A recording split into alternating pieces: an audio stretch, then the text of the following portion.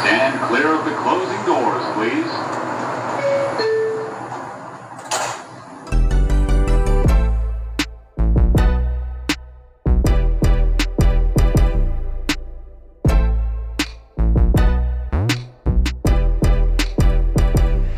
Gossipnista here, your one and only source into the real lives of New Yorkers and what it's like to live in New York City. So is it all glitz and glamour? Where do you start? What should you know? And who am I? I'll tell you everything you need to know, and you'll thank me for it. XOXO Gossipnista.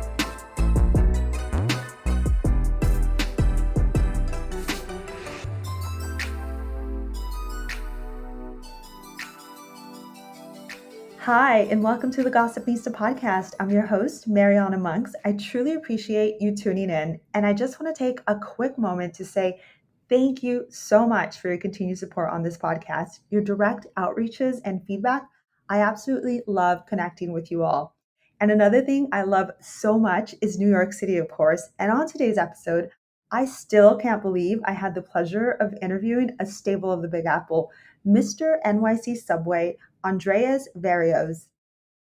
Passion, the pursuit of happiness, finding oneself, making it in New York, unleashing your creativity and the artist that lives within us all, plus several candid conversations are just a few topics you can expect on today's interview. However, before we dive into the interview with Andreas, let me tell you a little bit more about him. An artist and photographer capturing all things New York City and the subway, he's been featured on the New York Times, NBC New York, Yahoo, amongst several other publications. And during the pandemic, Andreas' account has grown nearly 10 times due to his captivating photos and videos of the uniquely talented artists of the city. Let me just say, his photos will open up your eyes to the beauty of New York City and the subway unlike anything I've ever seen. And would you believe me if I said he's a lawyer by day and that his journey to becoming an artist all started by carrying a pillow onto the New York City subway one day? Yeah, so you'll have to tune into the complete interview and hear his incredible New York story and journey, amazing advice on the city, and ultimately how he found his purpose and passion in the Big Apple. Without further ado, here is my interview with Andreas Verrios, Mr. NYC Subway.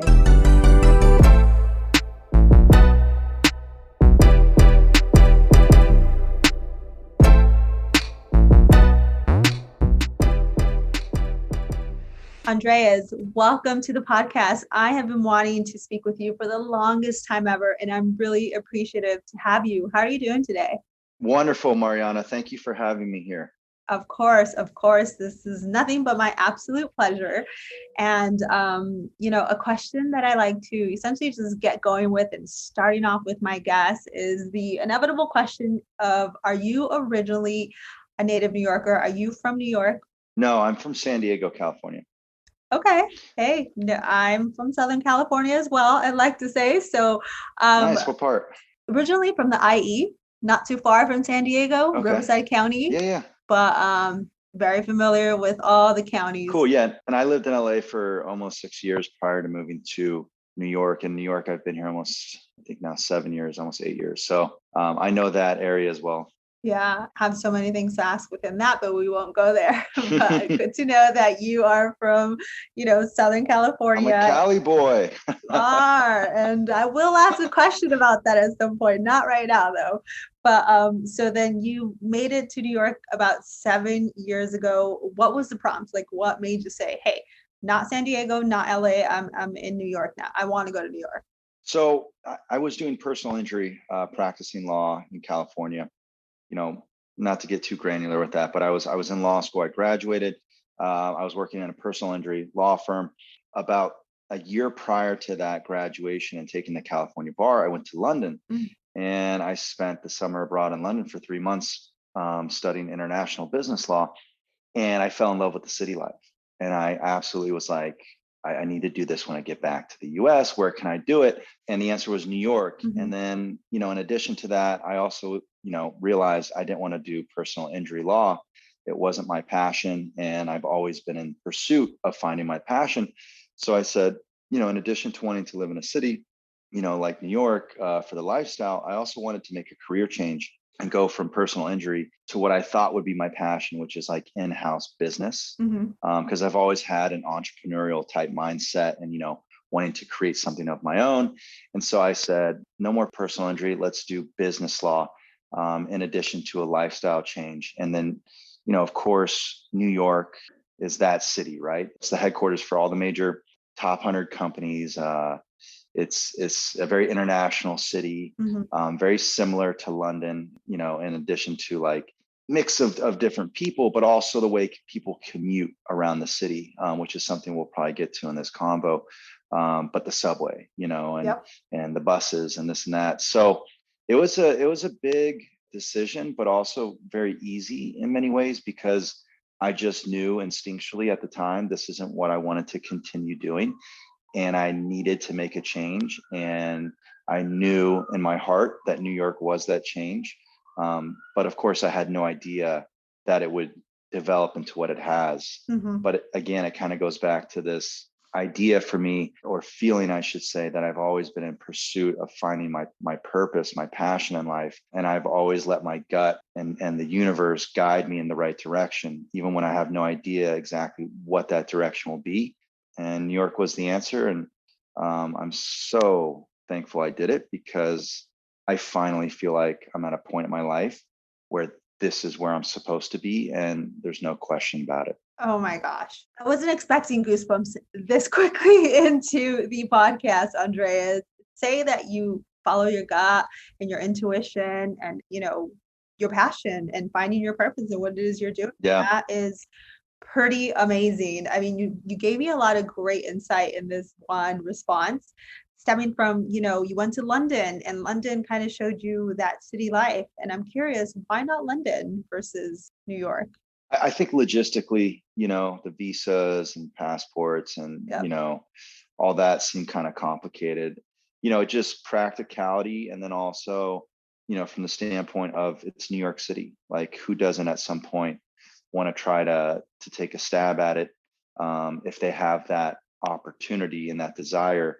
At the end of the day, that's just what made sense for me to do. And I got into a great master's program at Benjamin Cardozo School of Mm. Law. And so, that was also another piece in the puzzle that said, hey, this is the place to go. Because again, anytime you go to a new city, either you want to have something in place already, either a job or potentially a really good school. And then from there, kind of, open doors saying, hey, I went to this school that everyone knows within the city. Yeah.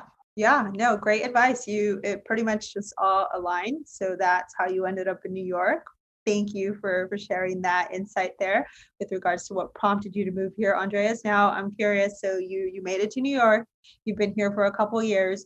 What neighborhoods did you initially land upon, and then where are you now? So yeah, at first I lived in Alphabet City, which is Mm-hmm. close to the east side, East Village. Yep. And I started there with two roommates in what probably should have been a studio converted into a 3-bedroom classic New York apartment with 1 bathroom. Wow. Where my room, basically all I could fit in it was a queen size mattress, and I had to like scoot around that to get to my closet. So classic, first 2 years of living in New York in a small apartment with 2 brand new roommates. Both were at the school that I attended, so I got matched with them. One of them I ended up becoming best friends with, so it actually worked out really well. And we had a great first 2 years. But then I moved, done with school, got my first job at Goldman Sachs. And from there, it kind of evolved into a full-time job at a different firm called Cantor Fitzgerald. So, starting to make money, I decided, hey, it's time to move out of this apartment with these roommates and get Mm-hmm. my own place. And I got a place in downtown Brooklyn where I lived for about 3 years. I had a really beautiful apartment down there, but I ended up moving over to North Central Park, basically the cusp of South Harlem and Upper West Side. Mm-hmm. And I got exactly what I wanted, which is a 2-bedroom for a phenomenal price. One of my friends who I actually met through my Instagram account is a broker. He got me this place, and he's like, Dre, I haven't seen a deal like this in a decade. Wow. And what I love about this place is, and I got it right before COVID hit, Mm-hmm. September of 2020, or 2019, I guess. But it's huge. It's about 1,000 square feet. The second bedroom is converted to an office studio. It's got a ton of white wall Oh my space. So I have gosh. all my art in here.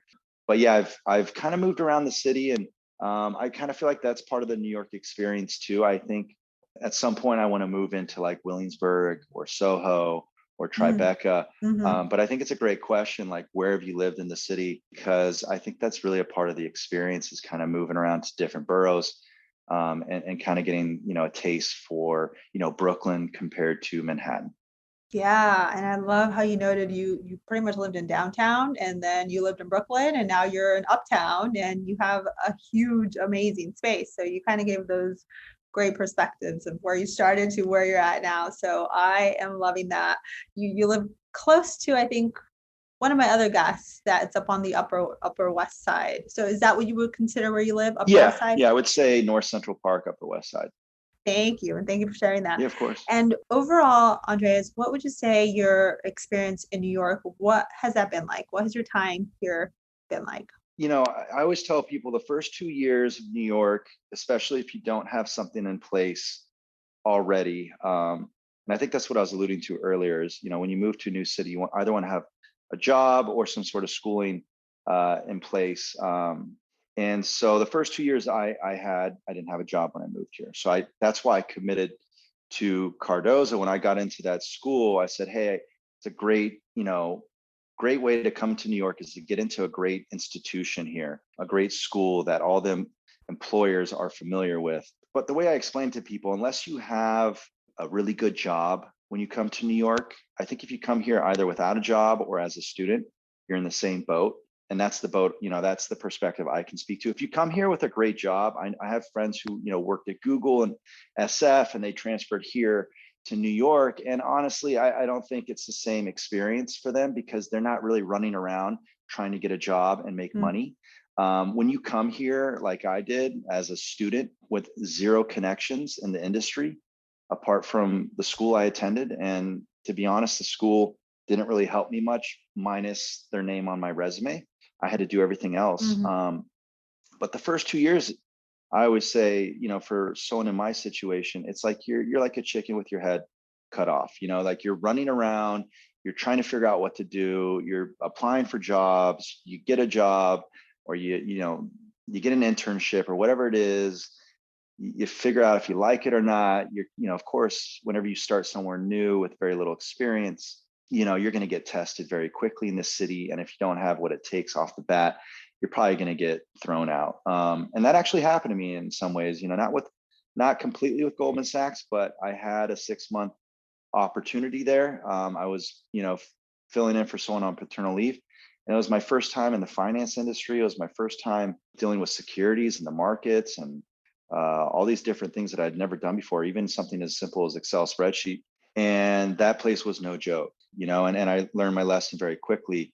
Like, you have to kind of at least, I don't know. I don't like the idea of faking it till you make it, but Yeah. that's how you get experience. And then from there, the next place I went to, I took that experience and did a lot better. And then I took the experience from there and did a lot better. And finally, I'm at a place now where I'm very, very comfortable in my career as a lawyer. I work at a great firm. I have a great position. My boss and I have a great relationship. He handles certain things that he's really good at. I take care of the things that he's not so good at. So we have a good kind of balance between each other. But I would say the first 2 years are crazy and hectic.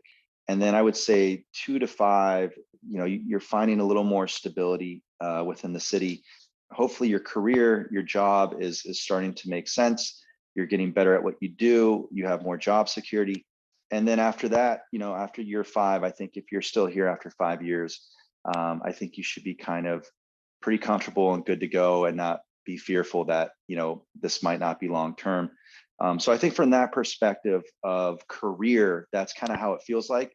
And then Mhm. I think from the perspective of just living your life, it's just always kind of the same, to be honest. It's just always this feeling of like, oh, I'm in New York City. And, every day is, of course, with COVID, things have changed, but it never gets old, right? Anytime you wake up in New York and you go out into the city, there's always this energy, this flow that really sparks us and makes us feel alive and makes us feel like we're living in a moment that can't get boring. There's just there's no time to sit down and feel like you're bored within New York City. So I think from the perspective of private life and friends and going out and experiences, from day one till now, it still has in many ways the same vibe of like, wow, I live in New York City. This is kind of, it's an experience that never gets old and never feels like, I'm a local. It does change a little bit. You get more familiar with the city, this and that, you have friends, but there seems to always be a feeling that you're still kind of a visitor. You're still spectating for the first time many things that you've never seen before. Mm.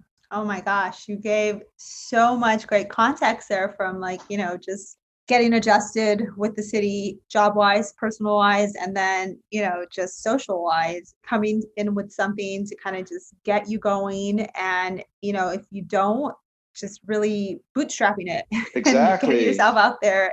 I mean, it's the truth. Like that's the thing. Like if you're going to make it in New York, you really have to be determined. You can't give up on yourself. I've been in many situations Right. here in New York where I've been made to feel like, hey, I don't belong here. Hey, I'm not good enough. And you have to tell yourself, well, you know what? This just isn't the right opportunity for me. There's something better for me. I Yep. just have to go find it.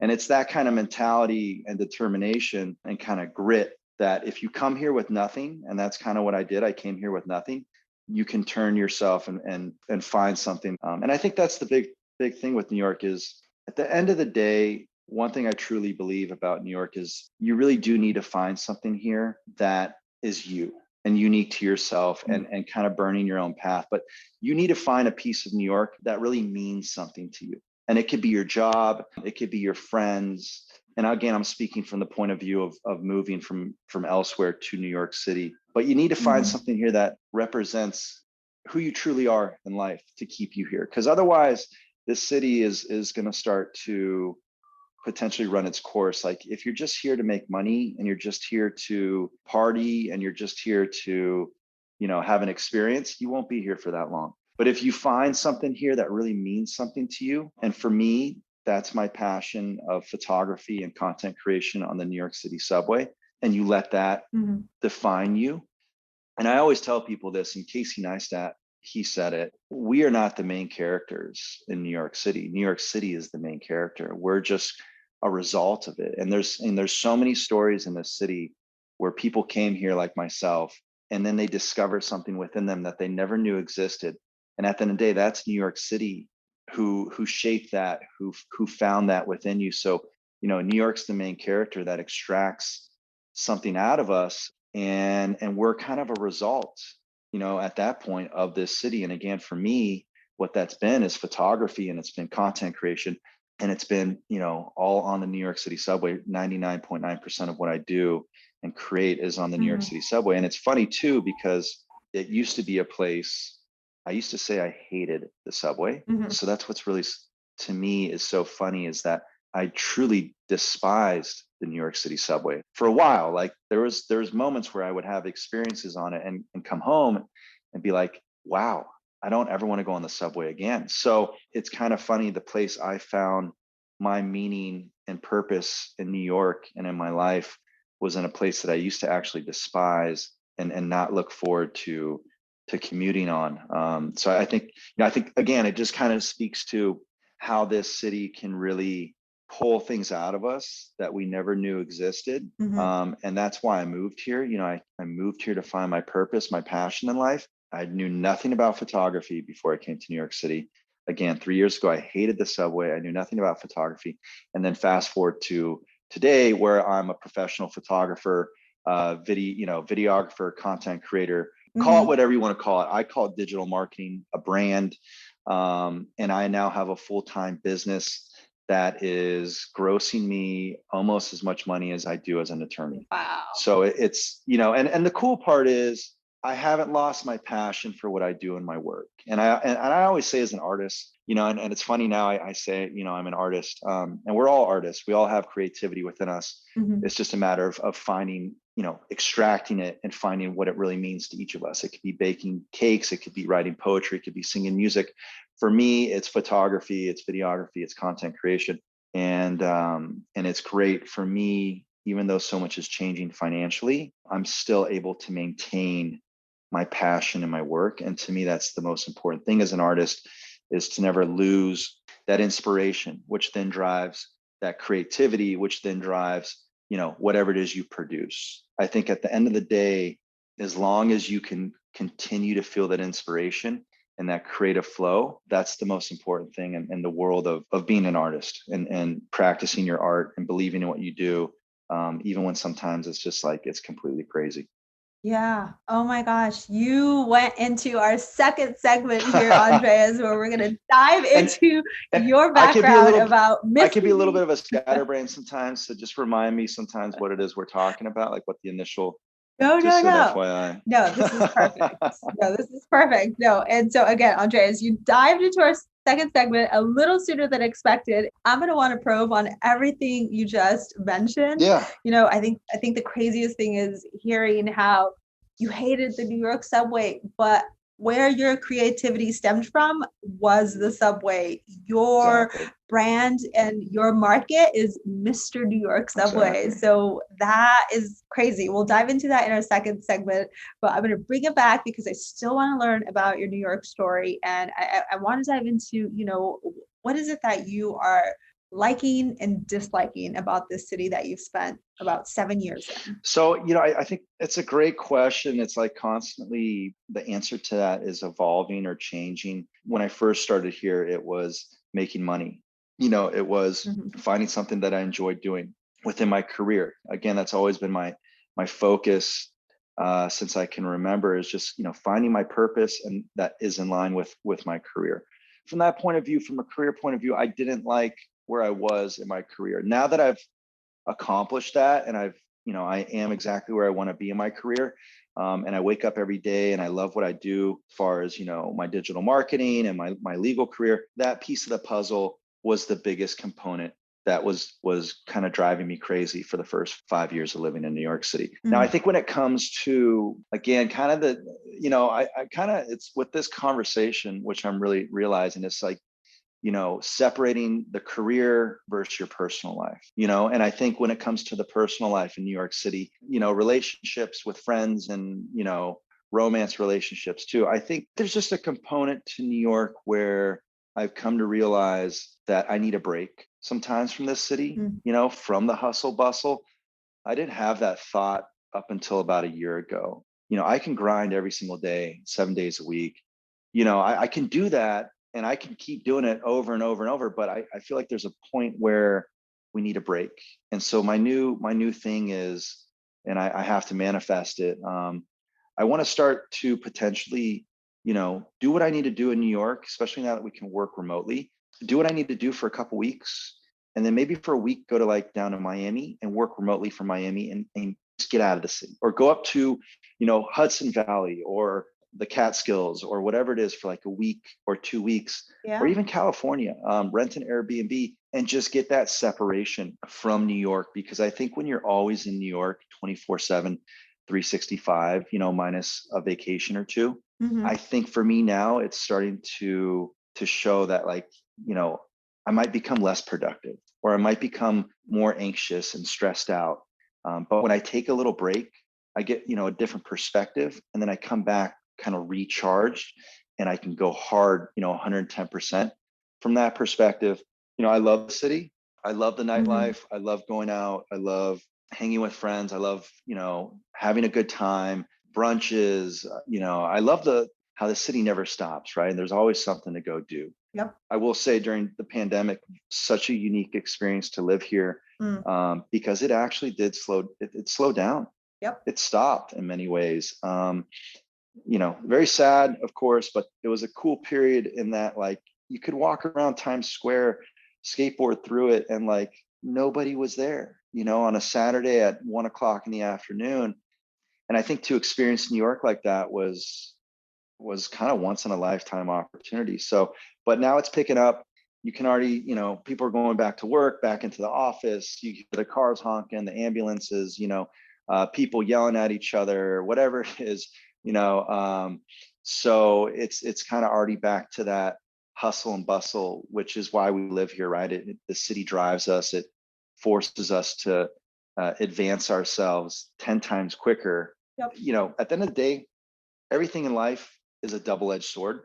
And it's kind of funny with every conversation I have, I'm like, I always come to that. I'm like, it's a double-edged sword. The good is that it drives us, it pushes us. New York City turns us into something we never knew we could be. It advances all our skill sets, way faster than I think anywhere else, just because it's constantly in motion. But then, the other side to that is it can be, draining. It can be exhausting. And it can almost, to the point sometimes, push us to where it's like, what's the point of constantly working this hard and constantly pushing ourselves to the limit, to where it's like you're almost just exhausted, all the time. You're almost, anxious all the time. You're almost stressing out a little bit too much. So I think you need to take a break. And it could even be like a staycation. Like, I just don't do anything for the weekend. I just chill in my apartment. I just don't work. And I think that's the hard part in New York City, is learning when and how to turn the switch off. Yeah. It's very, very hard to do. Yeah. So I think it's learning how to turn the switch off in a healthy manner. And I think for me, that's going to be, just getting out of the city once in a while. Yes. And I love that, because you are working two of the hardest professions that essentially demand a lot of work from you. In the law degree, from the content creation degree, how are you even having time to do the brunch and the adventures going out and the so forth with your friends? I don't know how you're doing it. And isn't it the New York thing that New Yorkers have to get away from the city every once in a while? Exactly. My husband and I have a car. We get away pretty much every I would say 2 weekends out of the month, just outside the city and so forth. There you go. Exactly. And I think, and how long have you been here for? Been here for about a year and a couple months. Okay. So you're still pretty fresh to it, but it kind of makes sense if you can get to that point. Not where you're trying to always escape the city. I don't want it to sound like that, like, oh, I need to get out of here all the time. Yeah.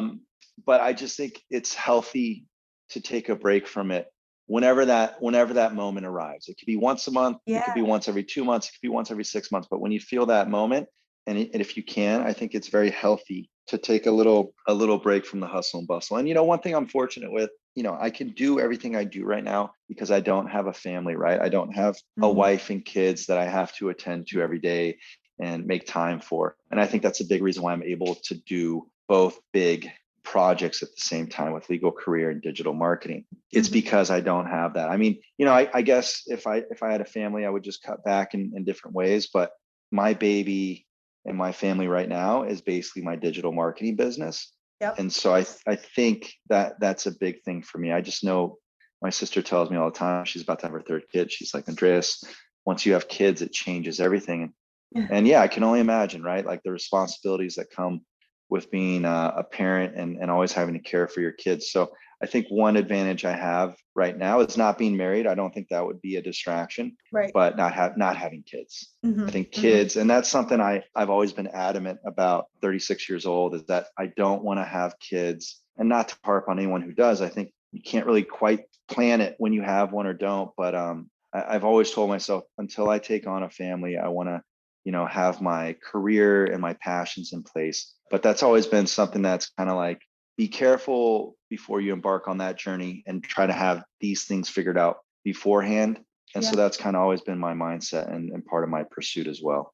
Hey, and I can't disagree with you. I am, married with a husband, not precisely on the same boat as you are, looking to align all those things before having to bring someone into this world. Yeah, exactly. You have to fully be ready for it and have what you want aligned to kind of have that happen. I know there's situations where it just happens, but some people plan it, right? And that's kind of what we're doing here. So you want to try to have a little, as much as you can, control over that outcome. Yep. But of course, in life, and this is the funny part, I always say this, it's always the unexpected things that for better or worse happen. And the best things that have happened to me have happened unexpectedly, and the worst things that have happened to me have happened unexpectedly. So as much as we want to plan and try to control things, and I'm also a big, I like to let go and let the universe guide me and kind of show me in certain situations when I don't know what to do, like, hey, this is what you should do. As much as we try to control things, so much of it is just out of our hands. And I think that's what kind of makes life beautiful is the mystery of what's going to happen and all this unknown within our realities. There's so much we don't really know. And I think that's kind of the fun part too. Yeah. Yeah. And we can talk universe and get philosophical here because I'm all about that, but I'm going to stop right here, Andreas, and I'm going to take it back to, I know you noted that it was a crazy time to be here during the pandemic in 2020, because I was here. I literally signed a lease for the first time in New York during this time and was able to explore it, walk 80 blocks up and down through the Brooklyn Bridge with absolutely nobody, as you mentioned, through Times Square, skateboarding. Mm-hmm. Are you feeling that energy of, the New York that was before the pandemic back? And is it that same energy that it was before the pandemic? Like, how do you foresee New York moving into the future? Yeah, New York's definitely slowly progressing back to what it used to be. Mm-hmm. For example, on the subway now, most of the trains you go on the train cars, they're busy. There's people in them. It's hard to find a seat sometimes. So in that regard, it's picking up. The city's picking up. People are out and about, commuting, going about their daily activities. What we haven't had come back yet is the influx of tourism, right? Because once that hits, then New York is going to be right back to where it was. I think the difference, though, is for a lot of people, and we'll see going forward, I think this is the $1 million question, is how are companies going to approach their employees, either making them come to work or letting them work remotely? Mm-hmm. And I think for me, what's been absolutely tremendous in this experience, and there's been so many hard times and so many bad things that have come from COVID and so many good things that have come from COVID. And one of the good things for me is the ability to work from home, not having to go to the office Monday through Friday and be at a desk 8 to 6 p.m., having the flexibility of working from home. And I really hope that continues. But I think with the city, what you do notice is, it's picking up. And I think without a question, New York is going to get right back to where it was pre-COVID. It's going to be even crazier, potentially. This is New York City.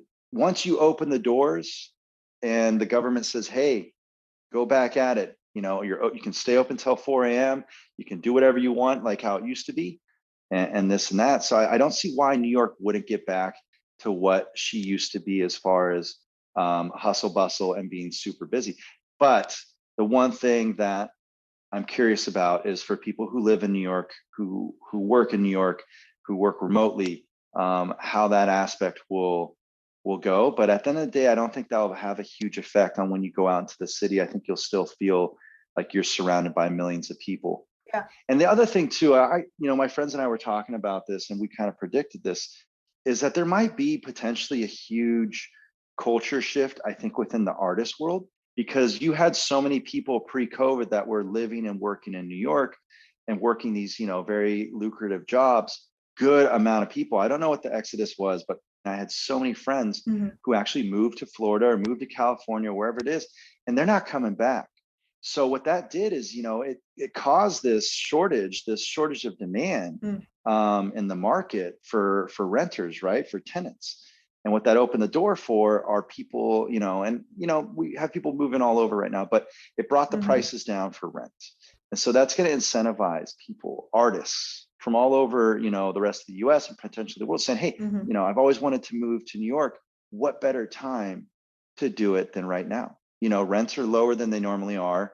There's just a shift in, people's mindsets. People are willing to change their entire lives now, and take a little more risk. But a big prediction that we've had is that you're going to get a huge influx of artists, from California, from Florida, coming to New York, who've always wanted to do it and are now doing it. So I'm kind of hoping going forward, New York's going to get back to what it used to be as far as being super busy and having millions of people walking around the city, taking the subway. But I'm hoping there's going to be a big shift in the culture, and you're going to have less people here who are just here to work a very lucrative job. And you're going to have more people here who are artists pursuing their art in New York City. So potentially a huge culture shift and maybe a renaissance in New York of artists that we haven't had for a while. Just more artists in New York now going forward than we did pre-COVID. I think from that regard, it's kind of like, New York's going to be New York, but potentially even more artsy than it Wow. used to be pre-COVID. That is So we'll exciting. see. And I already have friends. I have a huge friend, Kelsey Fish, who just moved from California to New York, and he's already nestled in Bushwick, and he's got this giant, huge warehouse, and it's like those kind of artists are moving here, and for me, it's a great thing actually, because I love doing photography with other artists, Of course. whatever passions they have. And so for me, I always love new characters, coming across new characters in New York, new artists, and saying, hey, I love what you're doing, let's get it on the subway and let's create some content. So, but yeah, to answer your question, I think New York's gonna get back to what it used to be from a busy standpoint, hustle bustle standpoint, but potentially it's gonna be a little bit more culturally artistic than it used to be. And it's kind of a funny statement, right? Because New York is the city of art. It is a city of creativity, and that's what makes New York so special to me, and that's what keeps me in New York, and will always keep me here. Is the inspiration, is the creativity that you get from this city. So I'm not saying New York was not an artistic city prior to COVID, but I feel like it's going to become even more intensified, and more passionate, and more artistic focused than it did before, just for the simple fact of potentially there's going to be more artists living in New York City. That's amazing. I love that. I am so for that and would love to see that. You're pretty much saying less corporate and more artistic and just diverse and so forth to add just more energy to the city, the energy that we need to bring it back. And that's exactly it, right? Like when we're around people like that, and that's what New York is, we surround ourselves with each other. But the more passionate people are here about art and their passions, the more inspiration we can draw from each other, and the more we can, it's going to be hard to beat, right? Because it feels like it's always that way, but I feel like it's going to be even more so. And at the end of the day, that's what I love about New York. I think it's the most creative, inspirational city in the world. And I think even during, a world crisis like a pandemic, that's the one thing. I didn't leave New York for one day, minus too many vacations, throughout this entire pandemic. I've been in New York every single day, and a big part of that is because it continues to give me the creativity and the inspiration that I need for my art. Even during, even when a ridership went from 6 million people a day on the subway to less than 500,000 people a day. I mean, that's such a crazy change. And you take that on a scale of the rest of the city. But even during a period like that, I still found my creativity here, and that's what I think makes New York City so special, is like, it's always producing something creative for you to tap into. And it's for the simple fact because there's still always millions of people in this small area, and we're always feeding off each other. One thing I was very grateful for is, minus the first couple months of COVID, when we really went into a lockdown, I was still able to go out and do photo shoots. Of course we wear a mask, but I wasn't told, no, you can't go do that. I wouldn't go on the subway during my photo shoots, even with my series with strangers, and have the cops come up to me or MTA and say, hey, no photography right now, no nothing. Like, that's the beauty, is like, as much as the media or people wanted to say New York was dead, it was never dead. It was just, it changed. It did dramatically and drastically change. And there was a huge exodus. Of course, operating hours of businesses at a certain point closed down, but there was still always something, if you wanted to, as far as creativity goes, to go pursue and go find.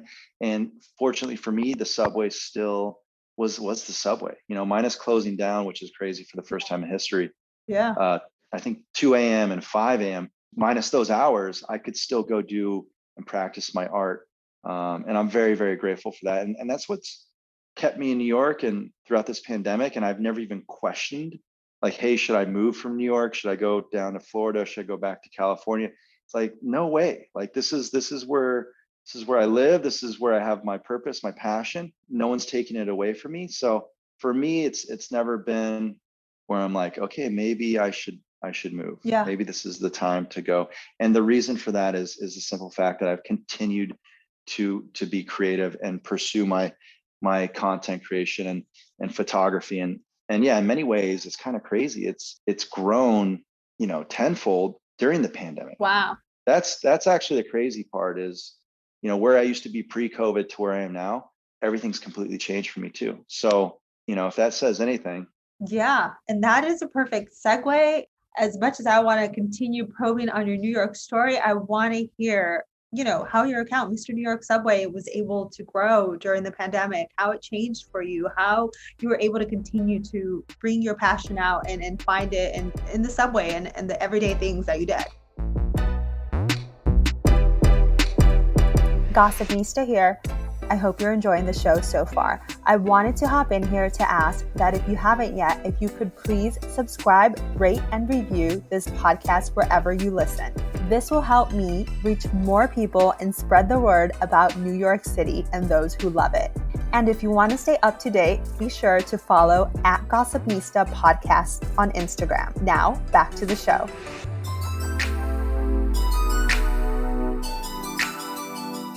I was very fortunate because I was in a situation where I had so much content that I had built up for 2 or 3 years, and in particular, video content that was shot vertically, and like for the story on Instagram. Yep. And now Reels and TikTok, that it's called vertical short format content.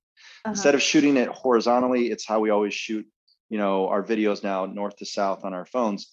But I had all this content that I had built up for 2 or 3 years. So when COVID hit and we're at home being told to stay home, well, we still have access to the internet and we still have access to these apps. And guess what came around during that time period? TikTok. So in November of 2019, I started getting into TikTok. And then COVID came. And so basically I just had all this content that I could use on TikTok. So for the first 2 or 3 months, I basically just put all my time and effort into TikTok, posting old videos that I had shot for my story on Instagram. Yep. And so basically what I was able to do during that time period is really grow on TikTok. And I went from 0 followers in about 8 months to 1 million followers. What?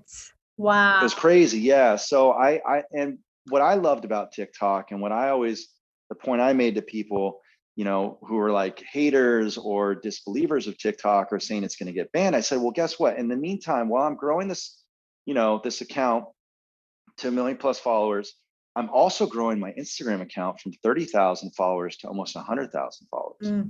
So TikTok grew my Instagram, but that was the most valuable thing for me with TikTok is it could grow my Instagram, because the hardest thing to do on Instagram is to grow. It's very hard to grow on Instagram. And like, if you're not growing on Instagram and you just kind of stay at, 20,000 or 10,000 or 30,000, it's going to be very difficult to turn this into a livelihood. Very, very, very challenging. So TikTok for me was that answer to grow Instagram. But I also knew as I started to really get good at TikTok and that type of video content, and not just being solely a photographer, but now moving into video and kind of crossing to videography and photography, I started to feel the push of, wow, TikTok is an amazing platform. And Instagram pretty soon here is going to need to compete with it. And they're going to create a feature that's similar to TikTok. And lo and behold, that's what they did. They created Reels. So when Reels came, let's say August or September in 2020, when Reels came around, I already knew what Reels were when no one who spent any time on TikTok had any idea what Reels were. So I just started plugging in my content on Instagram Reels. Same stuff I was doing and that I had mastered on TikTok for about the last 8 months. Now I started pushing it on Instagram Reels, and Reels grew me from 95,000 to what I am now, almost 170,000 on Instagram.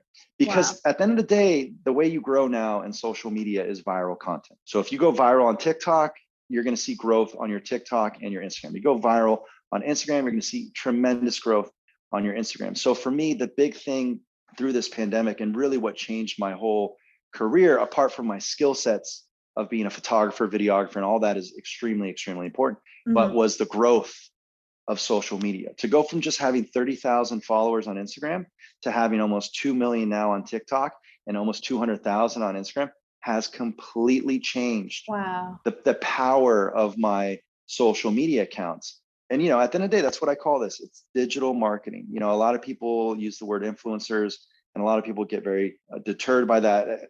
Call it what you want to call it, but I call it digital marketing. It's real-time marketing. That's what this is. When you have accounts where you can post whenever you want to post and post whatever you want to post, you have big followings. You have the ability to market to those audiences. It's very real, and marketing and advertising is one of the most lucrative markets in the world. Mm-hmm. So if you can somehow get a piece of it, and you can through these social media channels, you can start to say to yourself, this could be a potential livelihood situation where you could leave a career as an attorney, you could leave a career as an accountant, whatever it is, a doctor, and potentially make more money doing it. Now, having said that, where I'm at in my career with Mm-hmm. everything is very secure as an attorney. I'm almost 10 years, 15 years into a career as an attorney. Wow. So for me to leave that, the benefits, the money that I get, I know I'm going to get paid every 2 weeks, the bonuses, to pull me away from that and say, hey, now I'm going to go do digital marketing for the rest of my life. I'm not there yet. Mm. And I'm 3 years into this, right? So it's not an overnight process, and it's definitely not an overnight decision, especially when you have a good career. Yep. But those questions of, Andreas, when are you going to stop being a lawyer and do this full time? I'm now saying, hey, I don't know. I still don't know. I don't have an expectation of doing it. I'm actually very content, working both sides of the brain, having my professional career, having my creative career. But like I said earlier, I'm starting to make, as much money. I'm starting to get close to making as much money as an attorney as I do with my digital marketing every month. And that's when you can start to say, hey, you know what? I can depend on this. That's really been the shift in my career as a photographer, content creators. I've gone from solely creating content with no brands involved, maybe, a suit company once in a while, but pretty much just creating content with dancers, contortionists, fully passionate about it.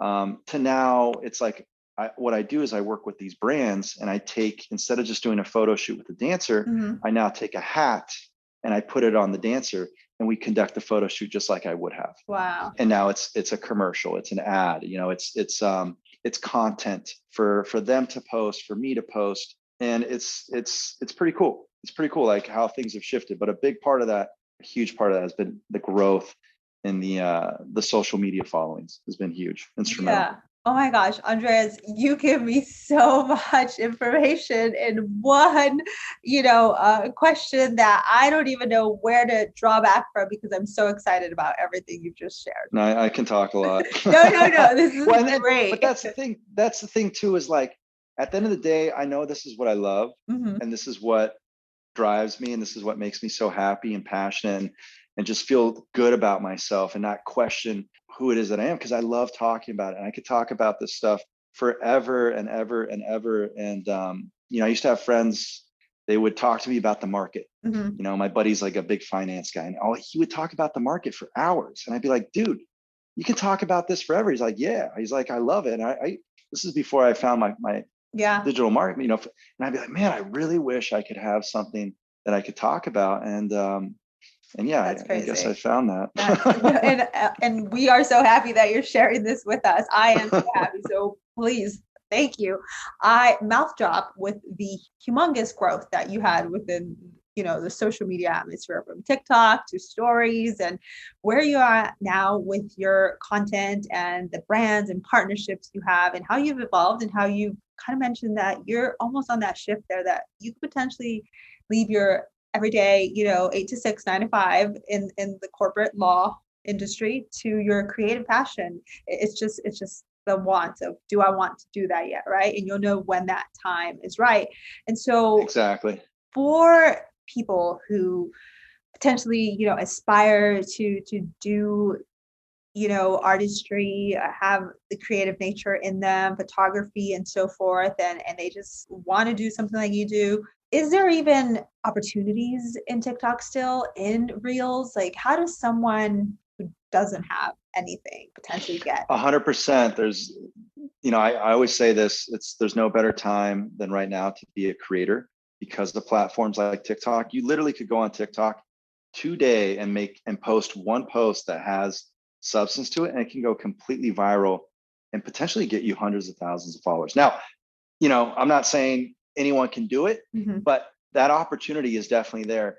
The answer to this question is before you start thinking about that, before you start thinking about all the followers, before you start thinking about the money, the success, the first thing it all has to start with is finding something you love. Yep. So you need to find whatever it is you can create content around, something that you truly love and are passionate about, because this is not a short-term journey. This is a long-term journey. I'm 3 years into it. And tomorrow, if I stop creating content, guess what? In 2 weeks, no one's going to know who I am. People are going to forget who I am.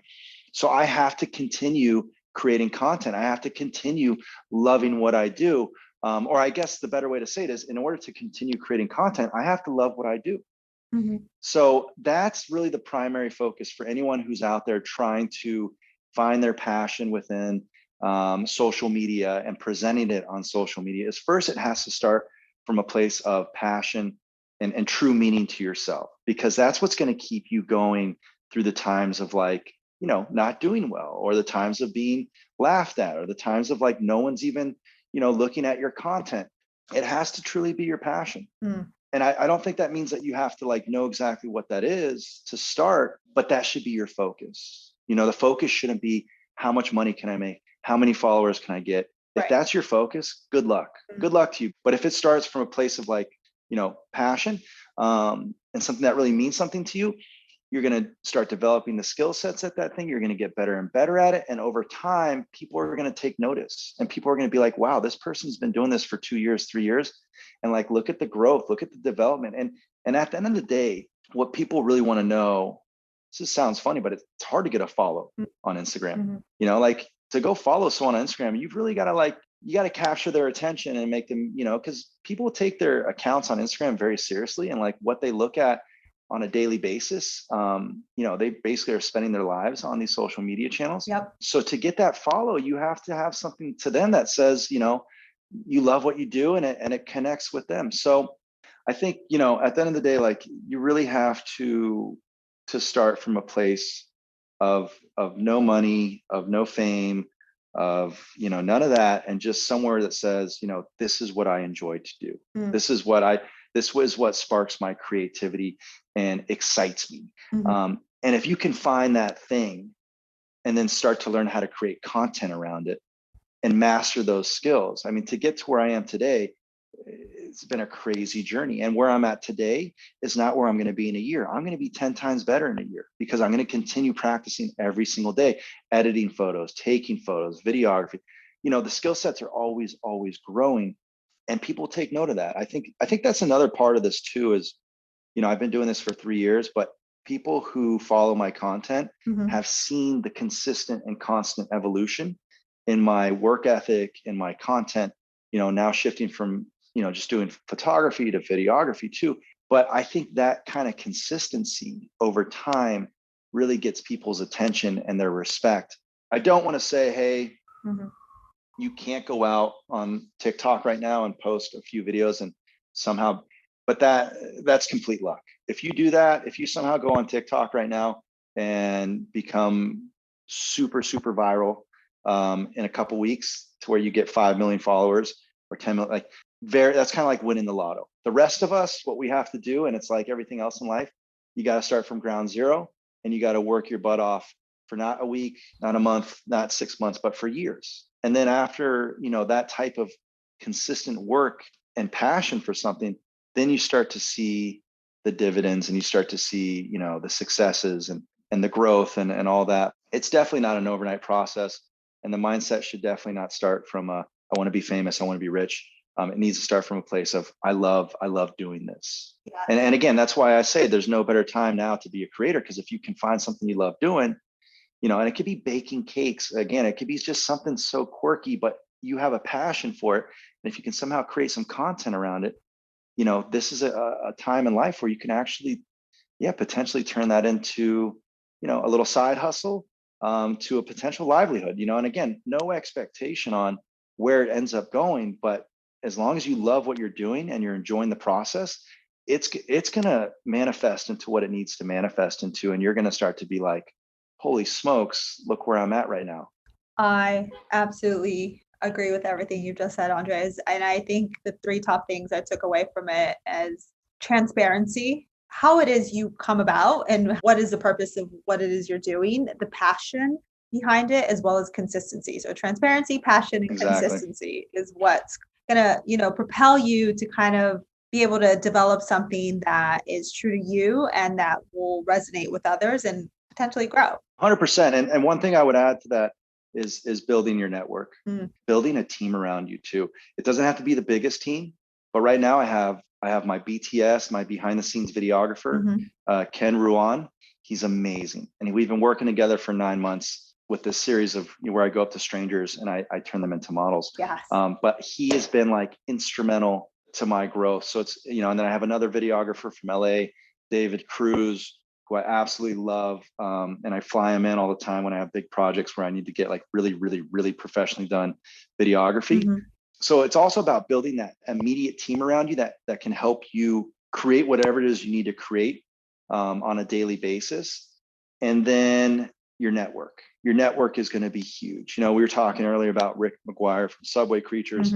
It's funny, before I started all this, before when I was just a lawyer, people would be like, hey, talking about network. And I didn't know what that meant. I was like, oh yeah, I have an old boss that I could reach out to, or, I have my sister in LA. She's got some cool friends, but I didn't have a network. But 3 years into what I'm doing now, it's like Rick McGuire times, I don't even want to say 1,000 people, but I have so many people now in my network. Yeah. If there's anything I need, if I need a broker to go get a new apartment, I got the right guy. Oh my gosh. If I need an accountant, I have the right person. Like my whole network has evolved from this too. And but those are the things that will happen, with what you were saying, the transparency, the consistency, the passion, those things will naturally kind of evolve once you start getting in motion. I love that you added those two other elements to it, because you've just given everyone the recipe for, authentic success within the marketing, social atmosphere, just in general and in life. To be good at anything in life, you kind of have all these recipes together. And Exactly. Thanks for noting Rick McGuire there and building the network. I loved how you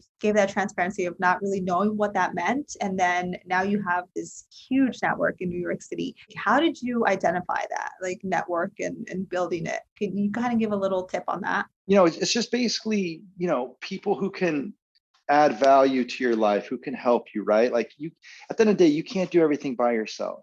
I've always been a firm believer, especially now that I've gotten into, this whole world of what I'm doing with my art. There's a saying, it's like, if you want to go fast, go alone. If you want to go far, go together.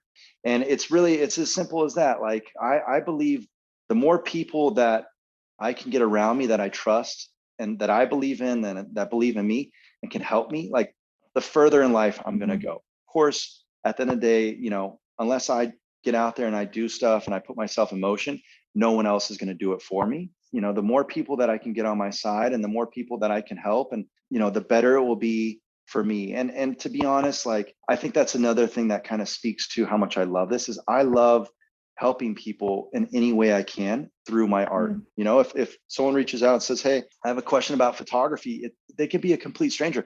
I will help them with that answer. So like, I think it's also kind of fun and cool to build a network. And I think that's what it is really. It's like, if you're passionate about something and someone else is passionate about it and you guys share that passion together, you're going to like each other. So I think, again, that's kind of the progression with the network thing, is you guys share something that you both enjoy. And of course, within, photography and social media, there's so many different people that you can connect with, because there's so many different ways to connect through those types of platforms and those types of mediums. So yeah, I'm not one of those who doesn't really want to like tell people my secrets, who's afraid that someone's going to steal something from me, my ideas. I'm actually the complete opposite. I'm like an open book. I'm like, if there's something you want to know about what I do, I tell you. Within art, I think there's a lot of like misconceptions within the artist community, but I think sometimes artists need to understand, like, you're unique.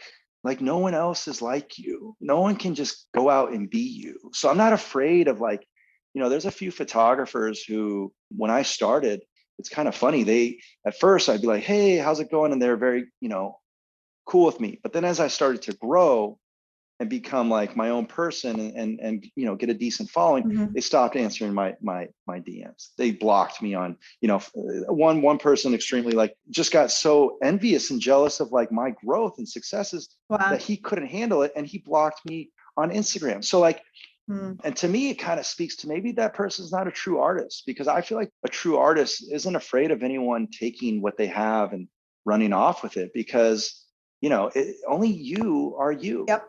Only one person can take photos the way I take photos. I mean, I could bring people on the same photo shoot with me, and we could take photos of the same model at the same station at the same time. And I'll tell you what, my photos are going to be different than yours. Life's too short to sit around and just try to do everything by yourself and not get help from others and kind of be a closed book. I think the fun in this is making those connections, making these friends, building that network. And then I think, it actually does pay dividends when you actually do that, as opposed to trying to do everything by yourself. Definitely a very kind of wordy way to answer the network thing, but I embrace it. I love it. I think we do way better together than we do alone. And I think it's a lot of fun to connect with people through your passion and their passions as well. And I think that's what makes life, in essence, kind of like a beautiful experience, is sharing these moments together and growing together. So, and for me, as someone who kind of, before this all started, I really didn't have those types of connections with people. Yeah. So I think now that I have something that I love and I can share with people, and they have something that they love and they can share with me, and together we can grow together and become something bigger and better than if we weren't together. I just think that's such a beautiful part of this journey too. Yeah. So I really embrace it. I love that. I love how, you're all about growing together.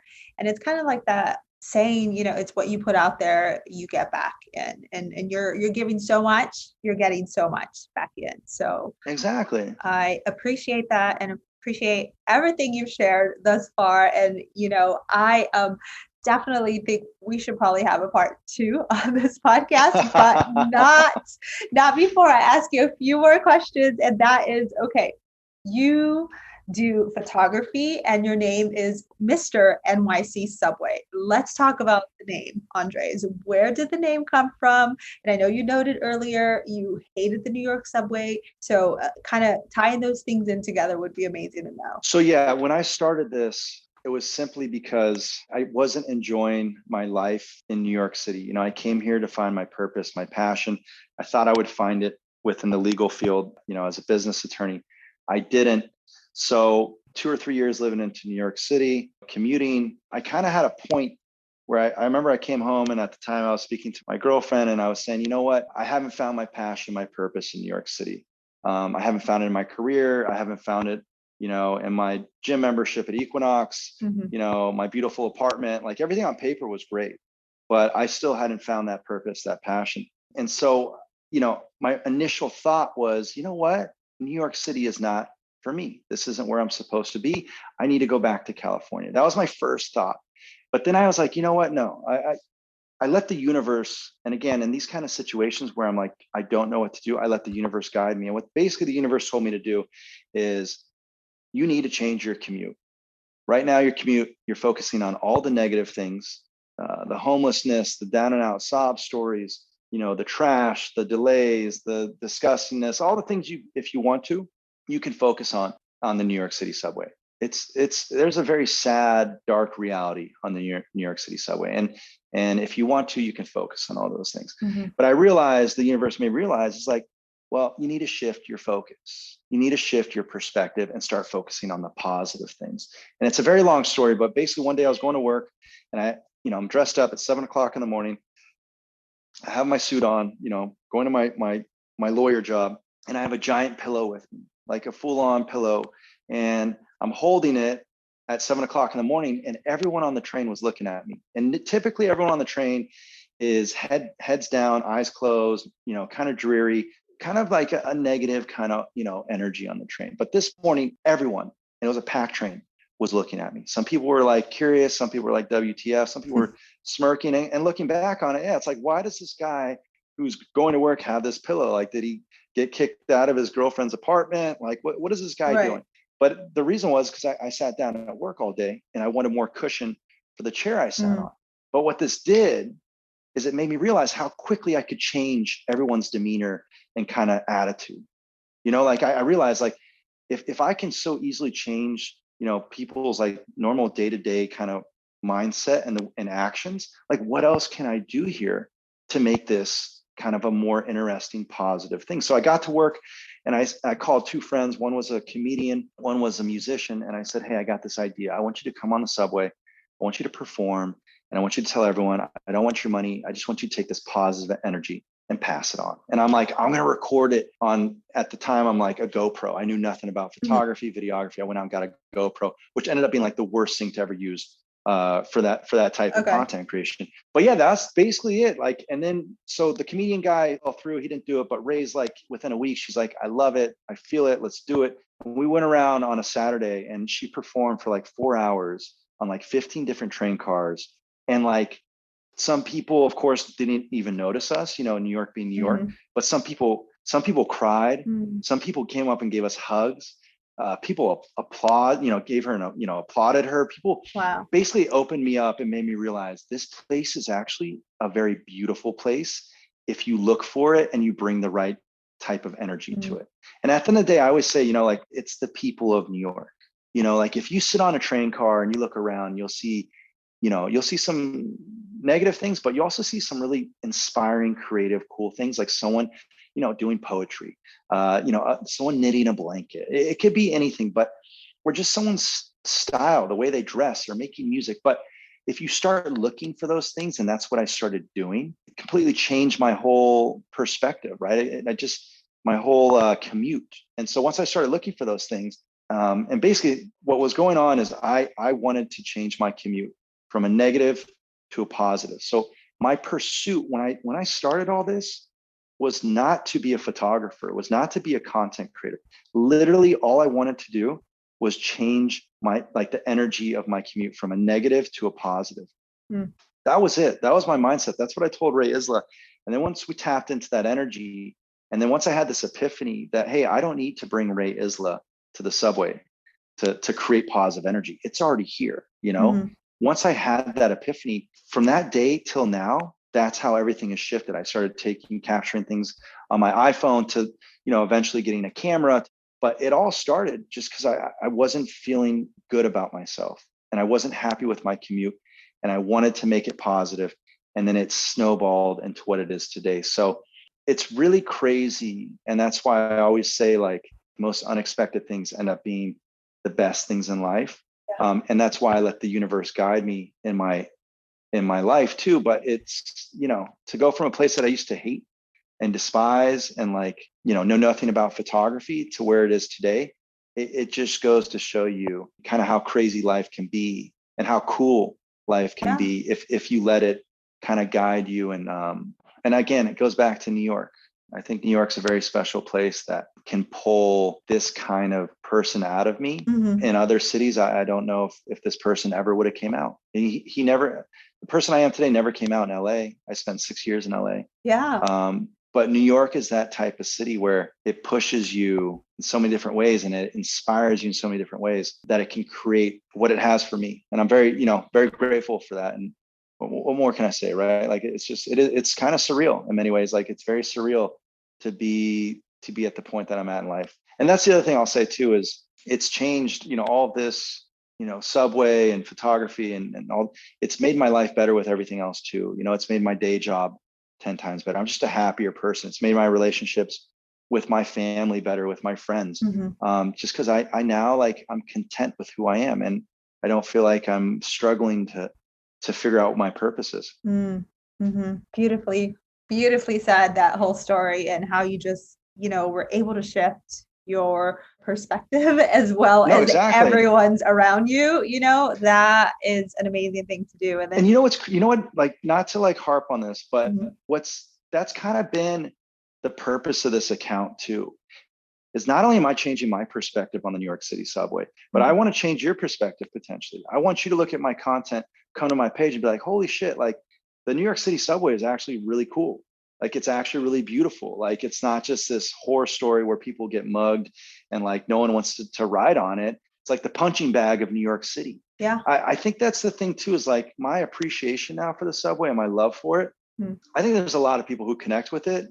Either they knew it already or I helped kind of like help them see it too. But it's also like my positivity is helping other people see the way the subway looks in a different manner too, which I think is kind of the fun part as well. Is, I'm one of the few people who actually tries to represent the subway in a positive manner. Yeah. Because, as a New Yorker, like most people are like, ew, the subway, like gross. Yeah.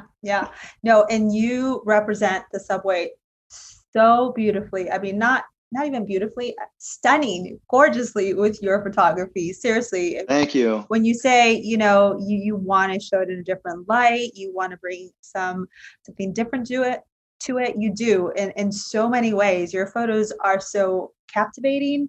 They're seductive. There's so much to them that it makes you fall in love with the subway and, the subjects that you have in your photography as well. So. Exactly. And that's what I was going to, say is the people I get to work with. And, that's I'm very blessed to be in New York City, the talent that lives in this city, and it goes in so many different directions, right? You got Buddy the Rat, this guy who puts on a rat outfit. Yeah. He's an off-Broadway performer. Broadway closes down during the pandemic. He's like, you know what, let me take my performance to the streets. But you have such creatives in this city, and everyone has their own little quirky passions and talents. That's what makes, I think, my account and Subway Creatures, these accounts that as long as I can take photos, it's never gonna die out, because there's always gonna be someone new in New York City who has a new look or a new creative talent that I'm gonna be like, hey, can I work with you? Just come on the subway, and I can present that to my audience. People are gonna be like, oh, here's another one. And that's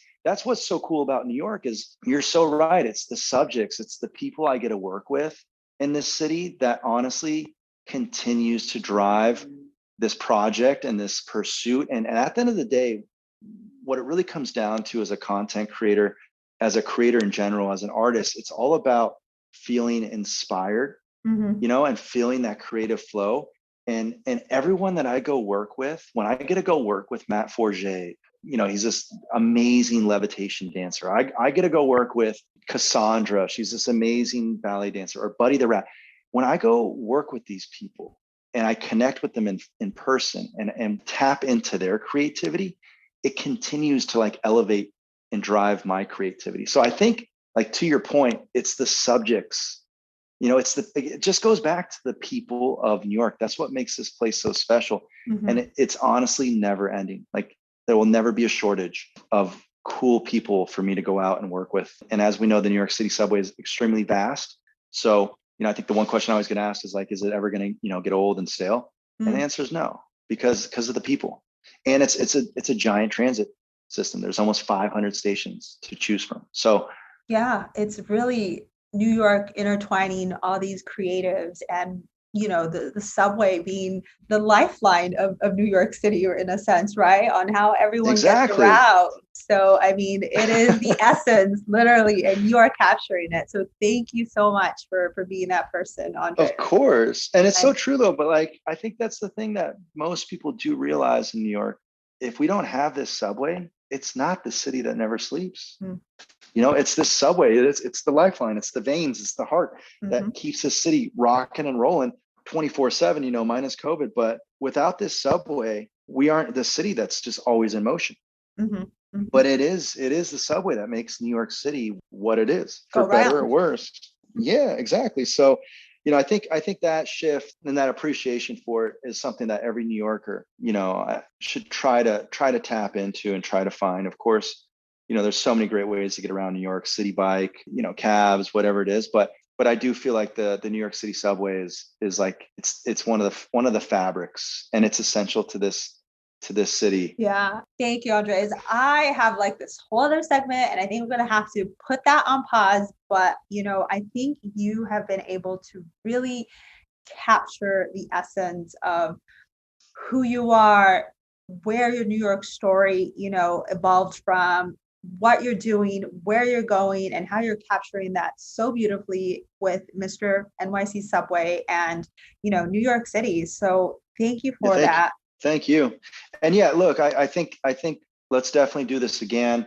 A lot is going to change. So I always have something, more to talk about and consistently evolving. So we don't need to get it all in today. That's for sure. Of course. I do want to wrap this up by you telling everyone where to connect with you, where they can support you, where they can see your amazing photography and so forth. So please share that with us. Yes. So I have one social media handle. It's Mr. NYC Subway, MR NYC Subway. And that's across all social platforms. For the most part, like TikTok and Instagram is where I spend majority of my time. Perfect. Amazing. Thank you. And before I actually let you go, I do want to play this little segment that I do with everyone. And it's just a quick round that I like to call New York Minute, where I'll say a bunch of New York related questions and you say the first thing that comes to mind. Are you okay with playing that? Yeah, I don't know how good I'll be at this, but let's do it. No worries. We will edit, but you will be great. So here we go. The first question is, favorite New York borough? Currently Soho. So like Manhattan. Favorite season in New York? Undoubtedly winter. And I'm from San Diego, California. Biggest question I always get is like, where are you from? San Diego. Well, why would you leave San Diego? The weather's perfect there. But I love the winters in New York. There's just something about the city, like bundling up and like putting on your jackets and your gloves and going out into the city when it's cold, that I love the winters in New York City. Favorite New York food? Favorite New York food? Oh my gosh. Pizza. Pizza? I mean, any specific place? So, of course, like if you're just trying to grab a bite, like Prince Street or Joe's Pizza. Favorite New York tourist destination? I guess Central Park. Okay. Obsessed with Central Park. I think it's like the best taste of Mother Nature you can get in the city. Favorite non-tourist destination? Battery Park. It's kind of off the beaten path. You don't get as much tourism. Favorite holiday in the city? Halloween's kind of cool. In the city, yeah, it would either be Halloween. Yeah, let's just go with Halloween. Favorite NYC subway line? Oh my gosh. So I'll tell you my least favorite. It's the Green Line. So like the 4, 5, and 6, because even now it's so congested and like every train car is just packed. Favorite, I would go with potentially the B, so like the Orange Line or the Blue. Favorite weekend getaway from New York? I love Montauk. I had a great time out Montauk. So yeah, Montauk would be perfect. One word to describe New York? Creative as fuck. Creative. Creative. I'm going to use the creative as fuck perfectly said. And then one tip on how to live your best life in New York. At the end of the day, I think, so from my point of view, find that artist passion within you in New York. You closed it out so beautifully, Andreas. I can't thank you enough for your time today. Thank you so much for being who you are, what you've brought to New York, and again, sharing all this with myself and my audience. Of course, and thank you. Yeah. Thank you for everything. Thanks for tuning in to Gossipnista. Your support means the world. If you've enjoyed what you've heard, please be sure to hit the subscribe button and share this podcast with your friends. Can't wait till next week's episode? Follow along on Instagram at Gossipnista to get my latest New York happenings. But if you live and breathe New York City like I do and want even more, go to our website at gossipnista.com, explore, and subscribe to our newsletter to get insider tips first. Lastly, if you have any questions and or scoop on the city, you can email me at gossipnista@gmail.com. Until next time, you know you love me. XOXO Gossipnista.